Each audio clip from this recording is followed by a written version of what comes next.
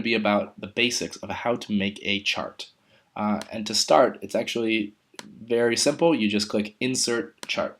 And it's going to ask you, what data do you want to cover? So right there, you're going to choose whatever data you think might be important. I think the dates are going to be important. I'm even going to include the word dates. And then I'm going to add another range. I'd like to do total hours spent sleeping. So now I have A1 to A18 and F1 to F18. That's my two series of data that are going to be important. So now Google Spreadsheets will give me some suggestions. They could put it in a table like this. However, I'm going to look at their recommended charts. And I just want to see some of the options that are out there. For instance, if I click on the line, I'll see that's an option. They smooth it out for you. That's a different option. You could get bars.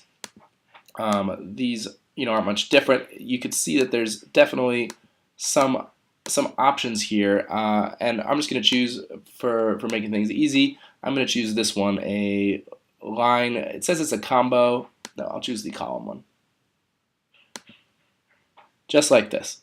All right, and I'm going to customize it because I don't like some of the things on here. For instance, it just says left vertical axis. I think that can be improved. The chart title also. This will be sleep hours slept each night, and then I'm going to just look around to see where I can fix up this axis. I don't want to call it that. We'll say hours of sleep.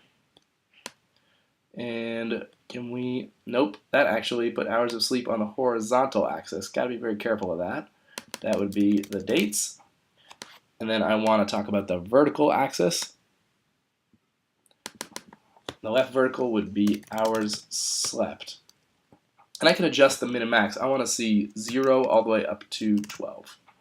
And so that's going all the way from 0 hours to 12 hours. I think this really gives you a good perspective. I could choose where the grid lines are. I want a grid line every 2 hours. Let's see if it'll let me do that. Every 2 hours.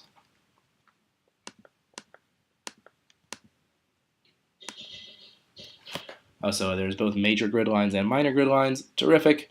And I think that's going to be good for now. Let's try it.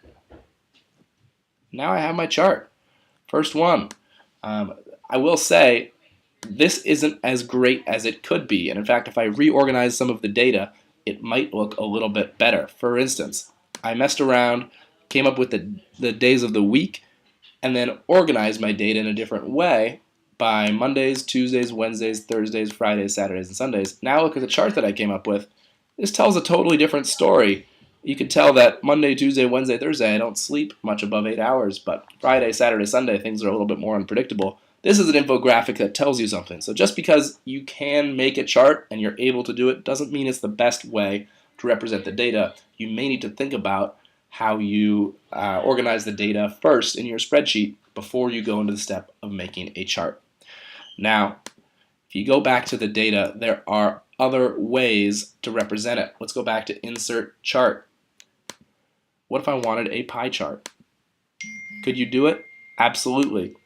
I don't think this is very telling. It doesn't show you much, but there are options there. You can still change the titles. You can still change the keys. I would not recommend doing a pie chart for this kind of data about sleep, but all the options are there, and it is important that you just experiment with a few and really just see what some of the options are that Google Spreadsheets has to offer. More next time on how to get even better at this skill.